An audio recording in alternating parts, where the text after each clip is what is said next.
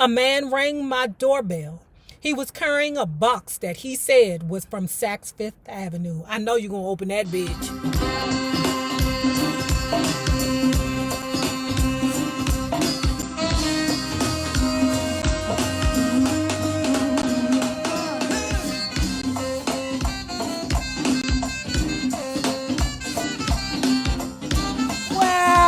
Hello there, love bugs. Hello there, Bellas. If you have not already done so, please remember to like, share the Facebook, subscribe, and visit Tabl0id.com for these mixed shades in red and this Michelle red lip. Hey, listen, I'm talking to you.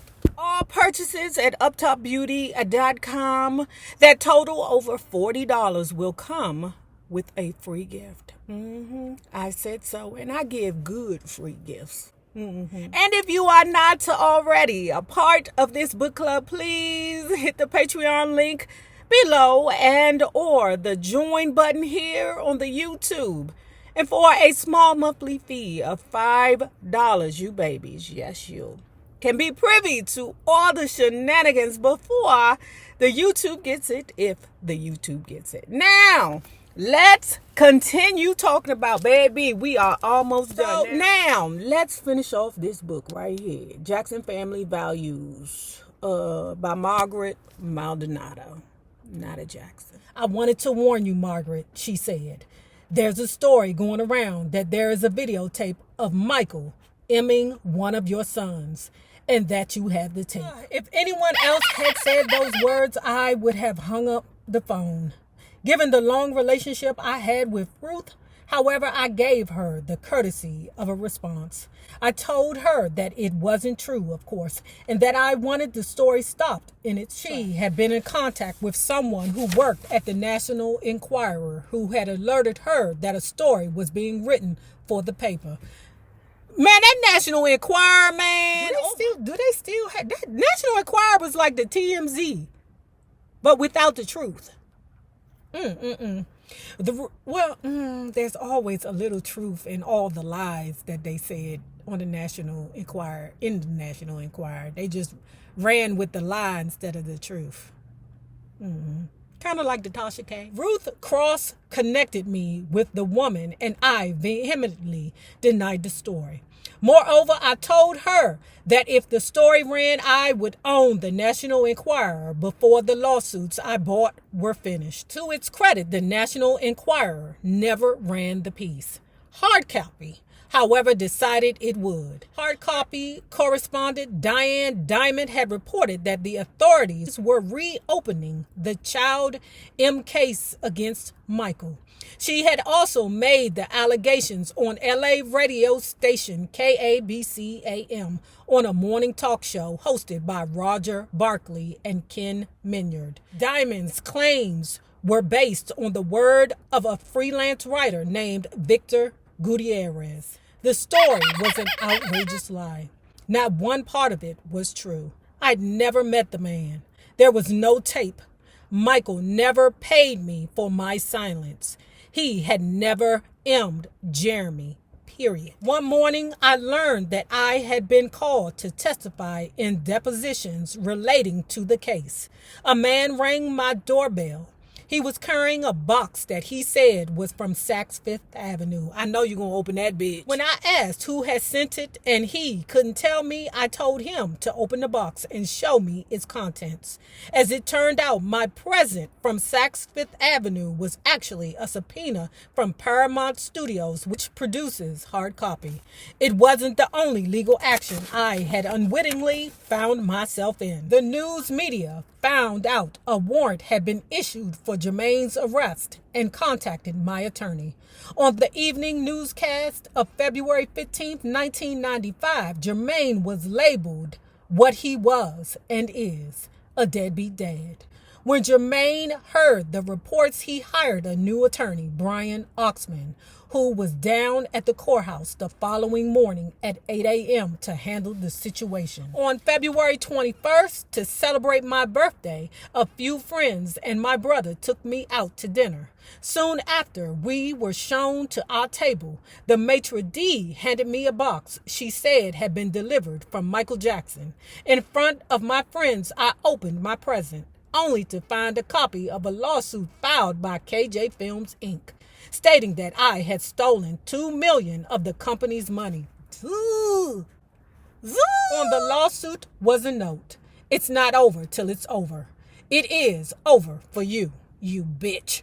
Jermaine Jackson. As unpleasant as the surprise was, it was more a nuisance than a real threat, since both Jermaine and I knew there was no $2 million theft from KJ Films. On August 29, 1995, my attorney called to tell me that Judge Alexander Williams had threatened Jermaine's attorney with sanctions if he continued with the lawsuit.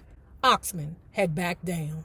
Far more disturbing and potentially damaging, however, was the next card Jermaine had up his sleeve. He arrived for his court date surrounded by bodyguards from the Nation of Islam, stood before the judge and said, "I don't think Jeremy and Jordan are mine." Damn, these niggas, when all else fails, deny paternity. Damn, I don't care how much money you got or don't got. When all else fails, deny paternity. A deadbeat dad can sink no lower than Jermaine did in front of my attorneys on that day in March 1995. He denied paternity of our sons in a futile attempt to get out of paying child support.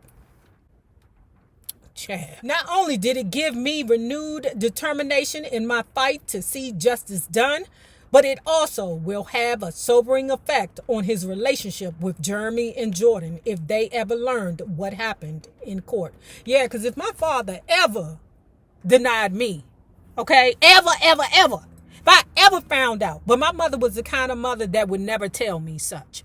If my father ever said, Nay ain't mine, which would never happen, I came out looking like him. If I ain't what I am or who I am, then all them niggas crazy. What's so cute? Me, my grandmother, my father, and my little brother, we all got our baby pictures like lined up in this like little small picture frames. Because back then what you would do is you would have a picture frame. You couldn't put your pictures in a camera. You would literally have to place them strategically in your house. And baby, all of our baby pictures look just alike. So I wish Sonny ass would deny me. But my mother's not the type to tell me, you know your father denied you, right? She's not that type. Now, some bitches would, but my mama wasn't that. Jermaine even went one step further, stating that I had been a drug addict during our entire 8-year relationship, where you was before he got you. Not only did the statement totally ignore the fact that I had been completely drug-free ever since I left Tumust in 1985, it also trivialized what I had endured while I was there. Yet Jermaine wasn't finished. He accused me of beating my children. I couldn't imagine what he hoped to achieve by being so outrageously dishonest, but I know there was no way I would allow the allegations to stand unchallenged. Hell yeah. Hell yeah, because when it come down to the child support, oh, they will say all kinds of ugly shit about the man. You hear me? I was angry that he was going to put them through blood tests to prove their birthright. I telephoned Catherine and pleaded with her to talk some sense into Jermaine. She said she would take care of it, that he was only doing what his attorney was telling him to do. Once again, she did nothing, or nothing that worked. After stalling for about a month, Jermaine went through with his own blood test and insisted I had to have Jeremy and Jordan tested as well. I had told my sons that they needed to donate blood to help sick people. You know what's funny? My mom's a Pisces. In a lot of ways, I see a lot of my mother in this woman.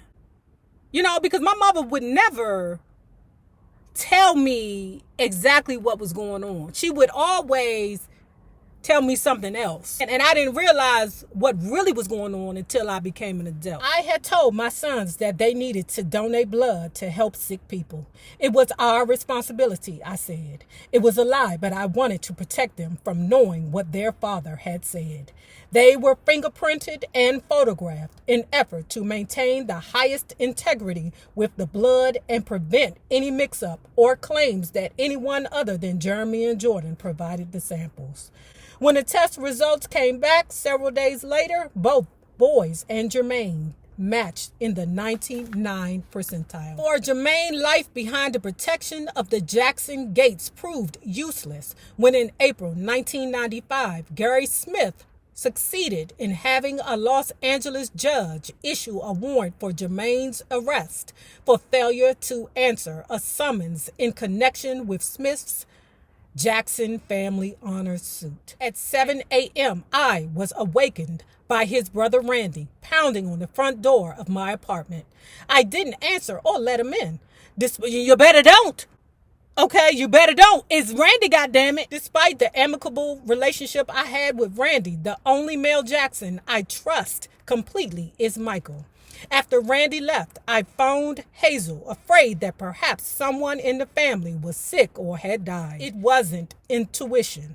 It was just common sense. Because it's Randy. Randy didn't make social calls, and he was obviously upset.